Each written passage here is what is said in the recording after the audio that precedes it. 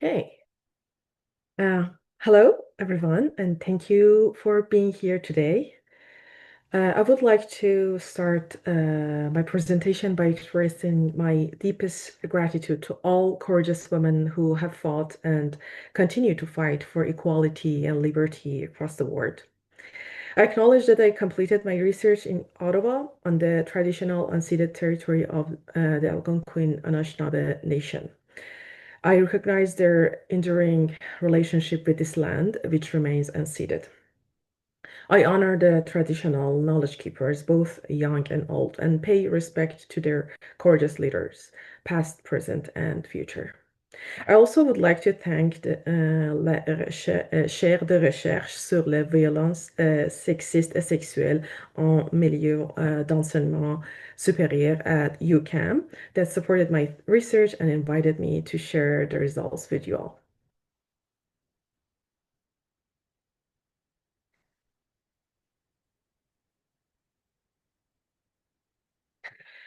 In today's globalized and digitally connected world, conversation about sexual agency and sexual violence have intensified. Although sexual liberation movement expanded public discourse around sexuality, particularly in North America, women continue to face a significant barrier to exercising their sexual autonomy. Despite extensive policy frameworks aimed at preventing sexual violence in countries like Canada, rates remain high. In Iran, women similarly experience high level of sexual violence compounded by limited protective state policies and legal regulations that restricts bodily autonomy. This raises an important question. Why do women in such different geopolitical and regulatory contexts encounter similar pattern of restriction and violence? The COVID-19 pandemic added a new global dimension to this issue. Government-imposed lockdowns, increased violence, confined individuals to private spaces, and intensified existing gender inequality. Reports from Canada indicated a 20 to 30% rise in sexual violence during the pandemic, disproportionately, of course, affecting women. University campuses, already high risk environments, continue to reflect troubling statistics, with approximately 1 in 10 female identifying as students in Canadian post-secondary education reporting sexual assault prior to the pandemic. Globally, similar increases were documented, highlighting how crises amplify structural vulnerabilities. Scholarly research show that sexual practices and expressions of violence are deeply shaped by social norms, power hierarchies, and state governance. While the sexual revolution challenged dominant moral regimes, scholars question whether neoliberal capitalist contexts have truly enabled sexual autonomy. Instead, intimacy is often commodified, and inequalities tied to class, race, gender expression, and economic precarity continue to shape sexual decision making. Comparative research demonstrates that state policies influence public discourse, institutional accountability, and survivors' access to protection. In Iran, and religious frameworks tightly regulates sexuality and reporting, while in Canada, responses are embedded in human rights and gender equality frameworks, yet implementation gaps remain. Graduate students represent a particularly underexamined population within this field, positioned at the intersection of gendered vulnerability, age hierarchy, and academic precarity. Their experiences of harassment and assault are often marginalized. During the pandemic, most research focused on undergraduates, leaving graduate students largely invisible in policy discussions and institutional responses. As a result, significant research gap persists. Few studies examine how sexual agency is shaped comparatively across different sociopolitical and legal contexts, particularly between Western and non-Western settings, global South, global North settings.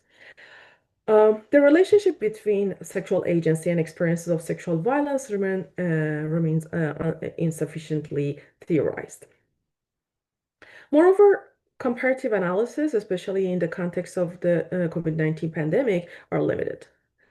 Addressing these gaps is crucial for developing more effective, context-sensitive policies that promote sexual agency and prevent sexual violence, both in times of crisis and beyond. To address these gaps, in my study, I posed four main questions. First, how do female graduate students in Iran and Canada experience sexual agency and pleasure, and how are these shaped by sociopolitical, economic, legal, and cultural factors such as class, ethnicity, religiosity, and sexual orientation? And how do women enact sexual agency in the presence or absence of protective policies, and how do such policies shape their sexual practices? And third, what forms of sexual violence do graduate students encounter in Iran and Canada, and how do university and state policies influence these experiences? And last but not least, how did the COVID-19 pandemic transform graduate students' sexual practices and exposure to sexual violence in these two distinct contexts? The theoretical framework guiding my analysis draws on four interconnected perspectives. Feminist materialism helps me to examine how gender and sexuality are structured within capitalist patriarchal system that privilege some identities while subordinating others. From this perspective, men operate as a dominant class that historically appropriate a woman's labor, bodies, and sexuality.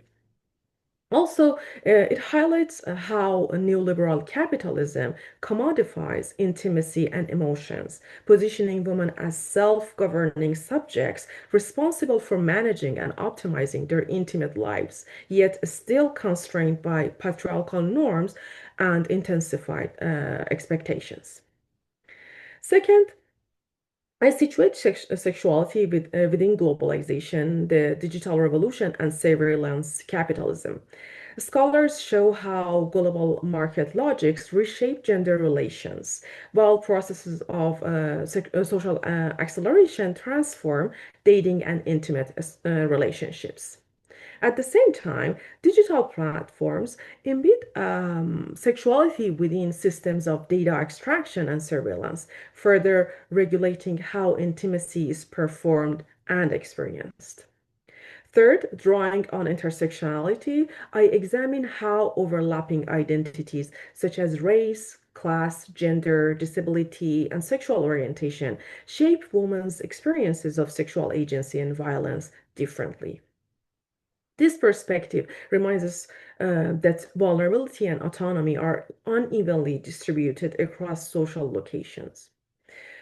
Finally, informed by biopolitics, I analyze how state power regulates sexuality through laws, institutions, and governance practices, determining which sexual behaviors are legitimized, controlled, or criminalized.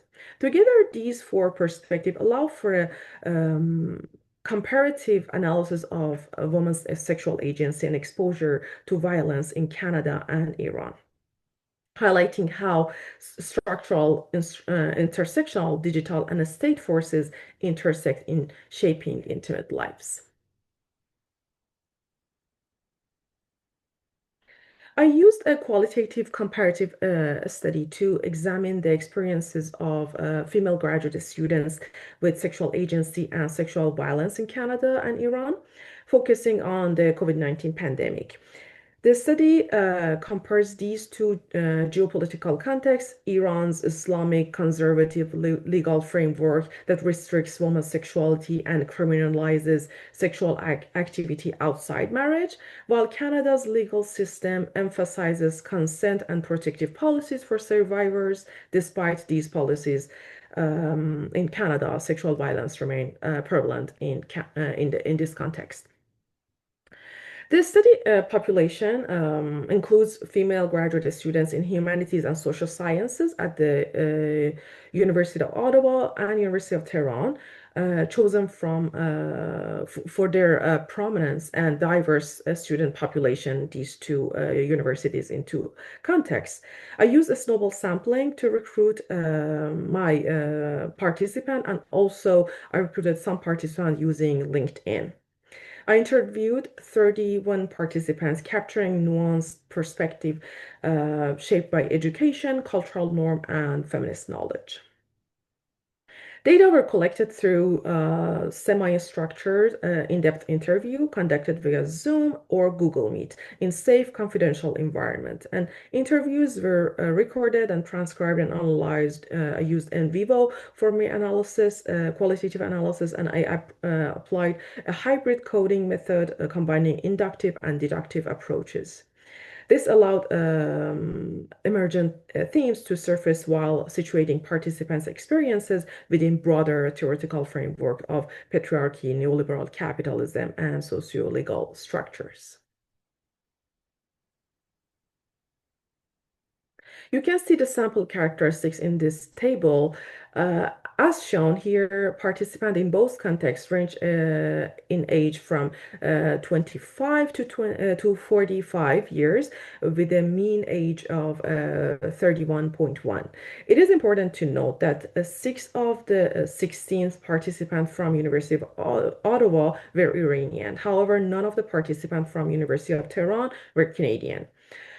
In terms of racial self-identification, among the University of Ottawa participants, six identified as Iranian, one as Arab, one as Black, first generation, three as Black Canadian, second generation, two as Latinx South American, and two as white Canadian, and one as white European. 9 participants were international students holding study visas, while 8 held Canadian citizenship or permanent residency. None of the participants from University of Tehran were international students. All were Iranian citizens. And in terms of ethnicity among Tehran's participants, one identified as Lor, two as Kurdish, two as Turkish, and remainder as Fars.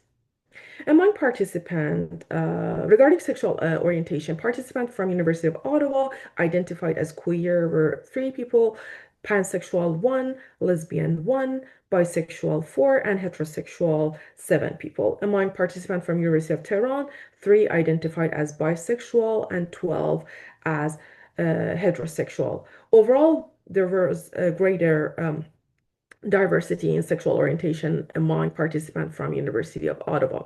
I hope you had a chance to review demographic characteristics in the table, but if needed, we can definitely go back in the Q&A section and discuss them more. As a researcher activist also, I started exploration about the sexual violence prevention resources available at the University of Ottawa in October 2023, focusing on policy updates, training, and community engagement. In early October, the Human Rights 67B meeting highlighted plans by the Board of Governors to review campus incidents and establish a working group to update the sexual violence policies, improve training, and address ongoing issues. The existing online module available in 2021 up to 2023 was noted as insufficient. I also engaged with initiatives such as the We Keep Our Campus Safe project, and also consulted with faculty members at the Feminist Institute to review and provide feedbacks on existing resources. Throughout October to December, I participated in multiple working groups meeting, including discussion with human rights representatives. Human rights office representatives reviewed the newly developed sexual violence prevention module and submitted feedbacks for improvements.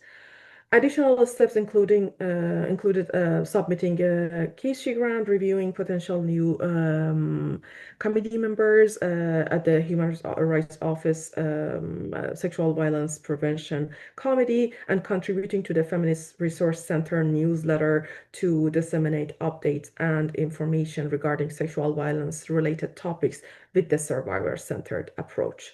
Simultaneously, of course, I was busy with data collection, data analysis, and writing my thesis.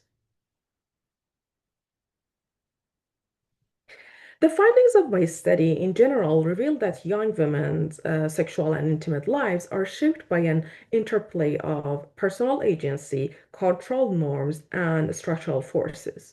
Participants at both the University of Ottawa and the University of Tehran navigated dating, sexual activity, and sexual violence within contexts that enabled and constrained their choices.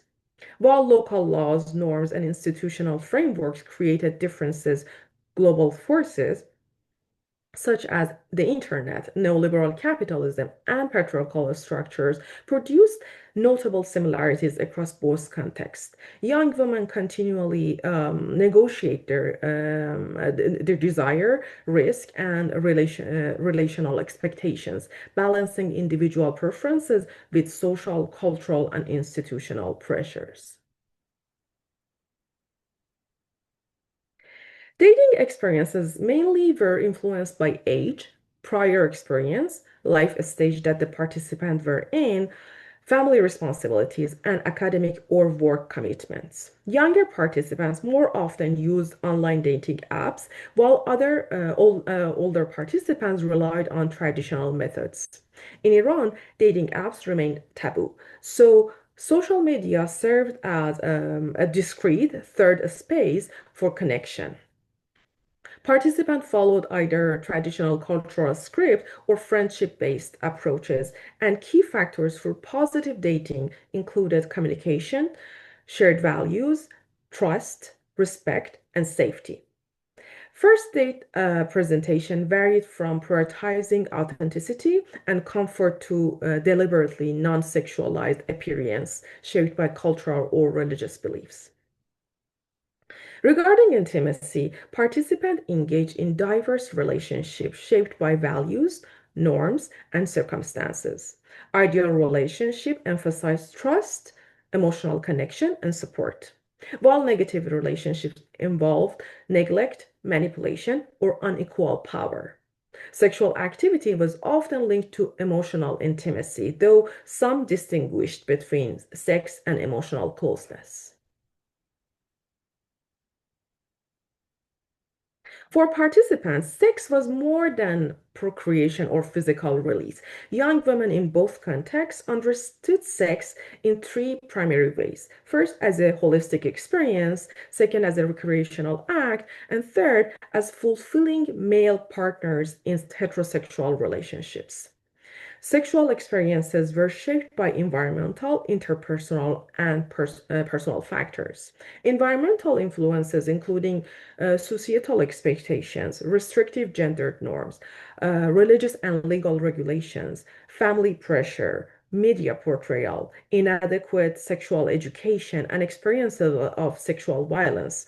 All of them could enable or constrain sexual activity among young women, often producing guilt, anxiety, or internalized shame in case of facing sexual violence, an impact of sexual violence as an environmental factor. Interpersonal factors such as relationship type, communication, trust, intimacy, partner attentiveness, and sexual performances, as well as affected satisfaction with emotional connection and mutual care, were central to fulfilling their experiences at the interpersonal level.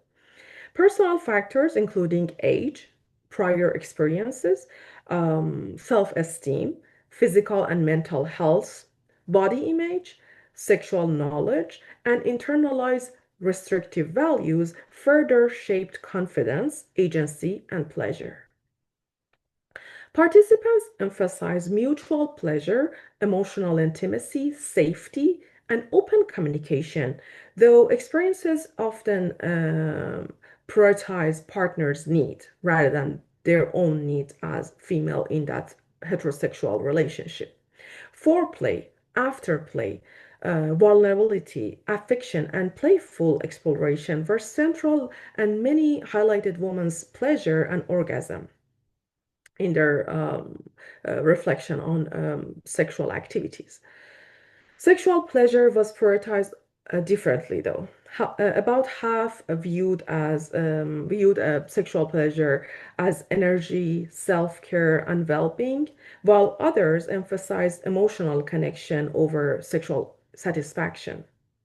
Masturbation was common among some of the participants for self-exploration and empowerment, while non-practicing participants cited the religious or cultural norms. Exposure to media and pornography shaped expectations and fantasies, though some avoided content for ethical or religious reasons. Sexual education gaps were widespread, with formal instruction often male-centered and biology-focused. Participants compensated through self-directed learning via media, feminist network, therapy, and movements like #MeToo. Sexual agency was evident but context dependent, with four main groups identified to capture diverse practices of autonomy and decision making in sexual experiences.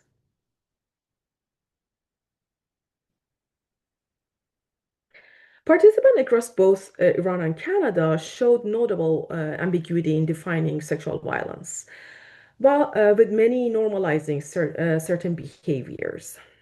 Iranian participants often equated sexual violence solely with rape and physical sexual violence, while some Canadian participants also lacked awareness of its broader scope.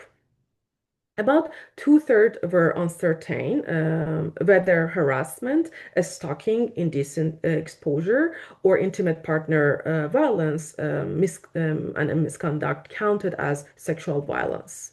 Many only developed fuller understanding later through education or feminist and social sciences exposure. This limited awareness, coupled with normalization of less extreme forms, often prevented young women from recognizing or naming their own experiences.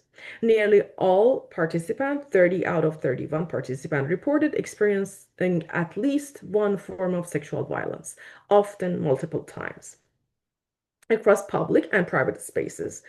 Common forms included verbal and physical harassment, online harassment, intimate partner violence, stalking, and indecent exposure. Perpetrators ranged from strangers and family members to peers, partners, co-workers, and authority figures. Coping strategies also varied, including avoidance, resistance, seeking help, or in very few cases, mobilizing campaign depending on risk and support availability. Context influenced experiences and responses to sexual violence. Canadian participants, better to say, participants from University of Ottawa described harassment as less routine, often ignored, whereas Iranian participants, people from University of Tehran, experienced normalization of harassment in the context of Iran. Support seeking differed. In Iran, family, especially female relatives, was primary, while friends, therapy, or institutional channel in some cases were very limited. In Canada, friends and some institutional support were more accessible, though effectiveness varied. Sexual violence produced long-term impact, including shame, trauma, and boundary difficulties, and disrupted intimacy. Feminist movements such as #MeToo in Canada and also #MeToo in Iran, as well as Women Life Liberty, were critical in providing support, awareness, and safer space. Participants highlighted the inadequacy of state and university policies, especially in Iran, noting weak enforcement, impunity for perpetrators. while participants at University of Ottawa had the perception of existence of some policies for the ones who actually seeked out help. The support that they received, they found it not really survivor-centered, leaving women vulnerable despite formal measures.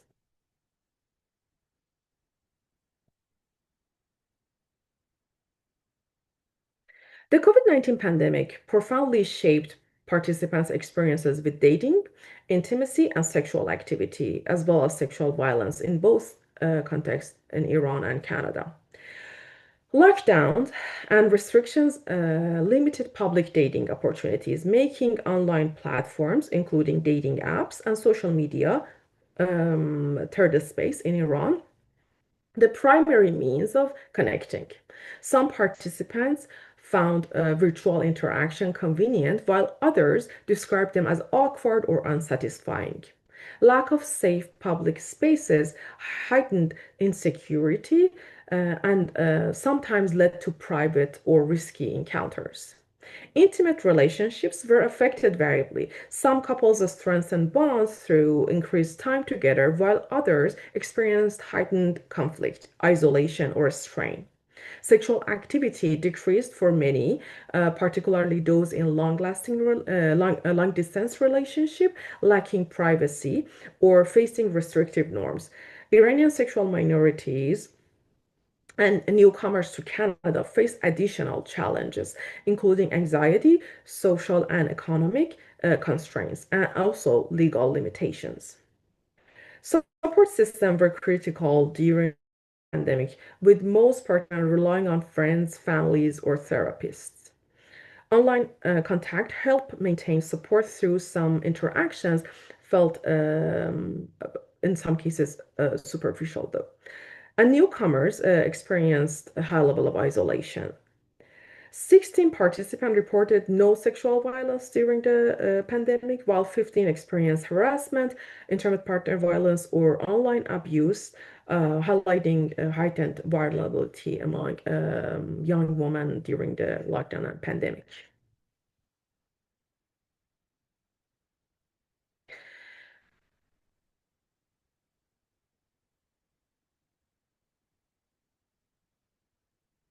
The previous framework and models on sexual agency tend to freeze agency into fixed categories, whereas the experiences of young women in this study demonstrate that sexual agency is continually renegotiated, reshaped, and reconstituted across time, relationships, and context. My research led me to elaborate a model of sexual agency from formation to practice. In developing a model of sexual agency, my research highlighted how sexual agency emerges and evolves across time and the different relationship and depending on the context that the participants were living in. The model begins with fundamental values and beliefs, which encompass norms, cultural expectations, religious teachings, family guidance, education, and media influences. These values are continuously updated as young women gain more experiences, encounter new ideas, and engage with social movements such as hashtag MeToo. Supporting parents, for example, can foster self-confidence, self-love, and autonomy, whereas restrictive or critical attitudes may undermine these qualities and limit sexual agency. Importantly, individuals may hold conflicting values, creating internal tension that shape expectations and behaviors. Expectations are formed based on these fundamental values and environmental affordances, such as financial independence or social opportunities.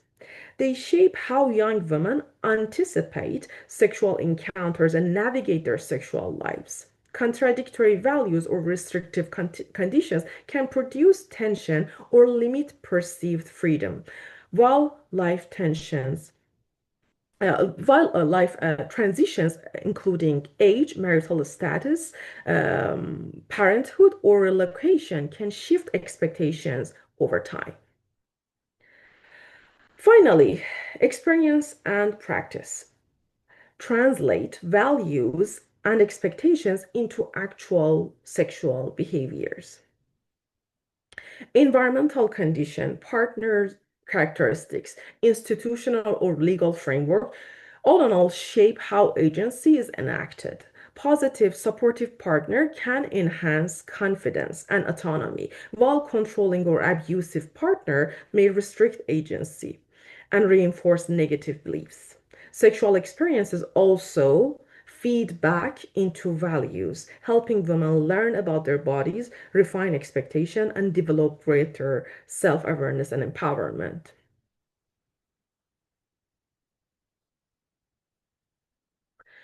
Based on the sexual agency from formation and to practice model, I categorize young women's experiences of sexual agency into four main types. First, habituated traditional sexual agency. That is referring to agency grounded in established religious or cultural norms, where sexual activity is considered acceptable only within marriage. These individuals align their expectations with these values and generally report achieving them in their sexual encounters. Anomic sexual agency describes women who challenge specific traditional or religious norms, such as the belief that sex is only legitimate within marriage, while still adhering to other restrictions. This produces tension and inconsistencies in their sexual lives, combining the traditional beliefs with more liberal perspectives. Updated conflicted sexual agency involves sexual agency guided by liberal values, but shaped by environmental or relational constraints. Participants in this category, largely graduate students familiar with feminist ideas, actively pursue autonomy in sexual experiences, though inconsistency remain due to partner or social conditions. Liberated sexual agency represents fully liberal sexual agency characterized by unrestricted sexual expression and supportive communicative partnership. In this study, only one participant exemplified this category. In addition to these four, I introduced preventive sexual agency, which reflects the ability to anticipate, reduce, or respond to unwanted sexual attention or risk of sexual violence. This form of agency develops either from prior fundamental values such as knowledge about sexual rights and consent, or from lived experiences with sexual violence. Preventive sexual agency is context dependent and may vary across all four primary categories. It highlights the importance of supportive environment, comprehensive sex education, and access to social and institutional protections. Differences between contexts such as high distrust of institution in Iran versus general assumption of protection in Canada shape expectations, strategies, and confidence in exercising preventive sexual agency. Social movement and feminist activism further influence young women's values, helping to challenge rape culture, demand accountability, and foster condition for more autonomous and empowered sexual practices.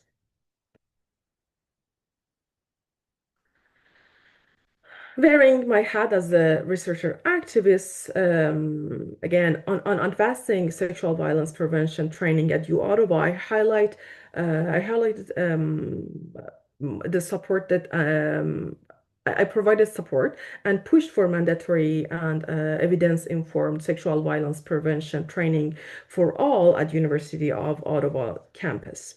From January 2023 onward, I participated in meetings with Human Rights Office, faculty, and working groups to review existing training, provide feedback, and assist in shaping new initiatives. My involvement included reviewing the annual sexual violence report, offering input on limitations and data, attending consent and prevention training, and suggesting improvement to content and delivery.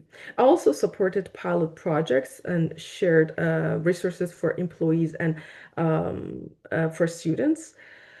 Through these activities, I aim to connect my research on sexual violence with practical steps to strengthen preventive measures and create safer campus spaces. By combining insights from my dissertation with participation in policy and training discussions, I hope to support survivor-centered approach and contribute to the university's ongoing effort to address sexual violence. But for now, the training has not yet become mandatory and for everyone due to systemic barrier and other requirements. To conclude my talk, I would like to emphasize the importance of comprehensive sexual and pleasure education. Across both in Iran and Canada, the absence of inclusive, equality-based education allows patriarchal norms to persist through family, religion, and media. In Iran, restrictive state policies further limit a woman's sexual autonomy, while in Canada, fragmented policies and limited cultural shift leave women navigating a contradictory sexual environment. These conditions expose women to violence, stigma, and constraints on agency. The sexual agency from formation to practice model illustrates how values, expectations, and experiences interact over time. Values shaped by family, culture, religion, media, and education inform expectations about sexual encounters, which are then reshaped through life experiences and relationships. This dynamic process highlight that agency is not fixed, but continually evolving and not necessarily from habituated toward liberated sexual agency. And depending on the experiences and the context that people live in, it's possible that people move towards more traditional and conservative approach and practices of sexual agency. Addressing sexual agency and preventing sexual violence require transforming cultural norms and supporting women collectively.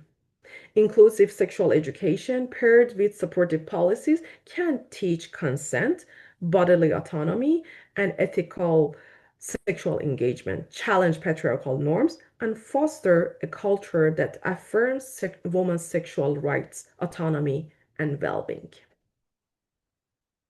Thank you very much for your attention, and I'm looking forward to our conversation.